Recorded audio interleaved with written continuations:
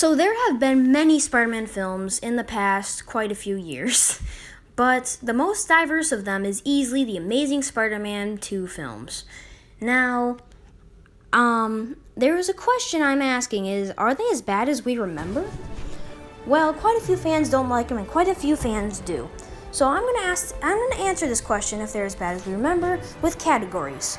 To Andrew Garfield, chemistry and romantic lead, the action, and of course, the villains. Now the story, not as simple, but mostly simple in the first one. And the second one, bit of a hodgepodge, but you know what, so is Spider-Man 3. But, yeah, let's talk about the first category. Andrew Garfield. Okay, Andrew the Garfield. Now we're going to talk about his most controversial part, Peter Parker, first. Now, I actually like him as Peter Parker, not because he's a jackwagon, or not because I actually think he's likable. He's likable sometimes, but... Okay, so shout out to High Top Films for thinking of this. But basically, in one of his videos, I don't remember what it was called, but he went over how there seems to have been a plot that Mark Webb was making where he was going to start out selfish, and he turned out being... He grew to selflessness. That's a good story arc. Did I say plot? I meant story arc. So that would have been cool, but then Sony took all that out and they said, or at least they covered it up, and there's remnants of it in the film, and they went, yeah, no. And so he actually became Spider-Man at the bridge scene, and he was able to call himself Spider-Man. Now, that's pretty cool, but they took it too far with him stalking Gwen and taking pictures of her. And not the skateboarding part, because I feel if they were really going to do that, then it was good. But in the actual film we got, it doesn't make sense to the contents as much, unless you look at that story arc. But, yeah, he seems very intelligent, except he took his camera with his phone name to the sewers to fight Lizard. So, yeah, Pete, why'd you do that? But, yeah, overall, though, I don't hate Andrew Garfield's Peter Parker. In fact, I actually like him quite a bit. I just don't like that he stalked Gwen and took his camera to the sewers to fight the Lizard. Now let's talk about Spider-Man. So, yeah, many fans have agreed that he's much more likable as Spider-Man, except in Amazing Spider-Man 2, he got more people killed. And you know what? This makes me sad, because I actually do like him as Spider-Man, but that scene should have been removed, strictly because they don't acknowledge it. It could be a teaching moment where Peter actually feels bad, but they don't even acknowledge it. Okay, chemistry and romantic lead. Now, the chemistry, as many people have said before me, is off the charts. The chemistry is great. You can totally see it in the performances that Emma Stone and Andrew Garfield gave. Now, I do like the chemistry quite a bit, and the relationship Gwen and Peter have in these two films, and I actually think it's stronger than MJ and Peter from the original 3 films. So yeah, I do think it's pretty good. Their relationship is very strong in these films. It probably helps that they were dating at the time, and I don't know if they're dating anymore, but honestly, we're not talking about their relationship, we're talking about Peter and Gwen, the characters' relationship.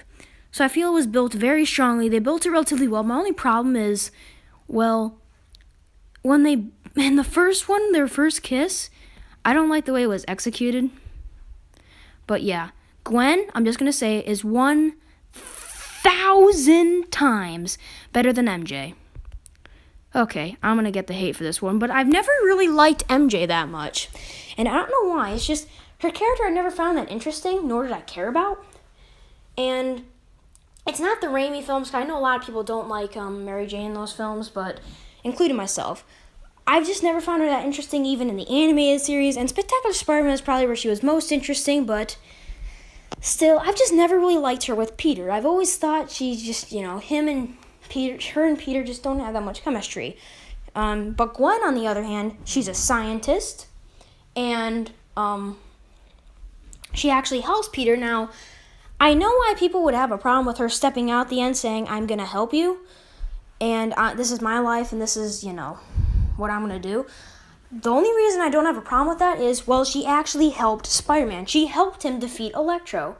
And yeah, they don't really seem to care that much when Electro dies, and I wish they did. But still, she did help him, and I do like that quite a bit. Also, she's very funny. She has a character, unlike Mary Jane from the originals, who is just the biggest tool. And yeah, Gwen Stacy I actually quite a bit in these films. Villains.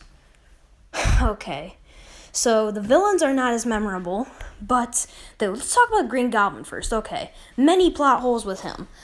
Basically, his origin is he's sick and he's dying and he needs Spider-Man's blood. First of all, spiders don't self-heal, and neither can Spider-Man. He can heal better, I guess, but he's not Wolverine. You would need Wolverine's blood, but he's owned by Fox, so I guess he just went Spider-Man, because spiders can self-heal, right? Okay, when you step on a spider, they're not gonna come back to life. When you step on a spider, you probably kill it. Electro. Now, Electro. Funny character. This is the funniest character in all the Spider-Man films besides Venom. So, his motivation is he was obsessed with Spider-Man. He's a scientist obsessed with Spider-Man. And then the screens play on Spider-Man instead of him in Times Square. And he gets really mad. What the heck? That's one of the worst origin stories I think I've ever heard. And it's true. That's the actual story. It's not that he forgot his name. It's the screens played Spider-Man instead of him. That's just so stupid. And also, he doesn't seem very Electro-y in the film. But I do still like him in a few scenes. It's just not very Electro-y in terms of the comic book character. Yet again, neither was necessarily Peter Parker that much. So I think it was fine. I can't get over his origin story, the Batman Forever Edward Nygma ripoff. That's just quite a bit disappointing, and I didn't like it. And you know what? I'd say he's the worst villain of the two films, but there's one that's, from the first film that I think's just funny. So let's talk about him.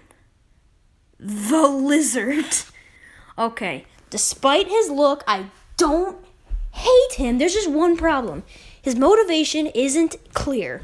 Now, I know what he wants to do, and I understand it because I'm familiar with the comic book character. But in the film, they don't specify it clearly enough. Basically, they don't make it that clear that he wants to help the world. They just kind of say he wants to regrow his arm, and there's something about Norman Osborn dying. That's all they say. And, it's kind of frustrating because, it is. And, of course, we've got this. I'm sorry, this just looks terrible. That looks so funny. Okay, now, let's talk about the action. Da-da-da. Now, I know I'm going to get the hate for this, but I actually do like the action better than the original 3 films. Now, look. I think the train scene in Spider-Man 2 is the best fight scene, but the first film's action wasn't the greatest. And, I say that, it was bloody, but there was just something about it that I knew it was fake. This one seemed more realistic, and I kind of like that tone that it was.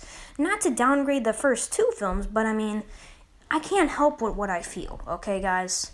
Please don't hate me, but yeah, I do still like the original fights. It's just, I do think these were better and they're more grounded areas, and the, what do you call that?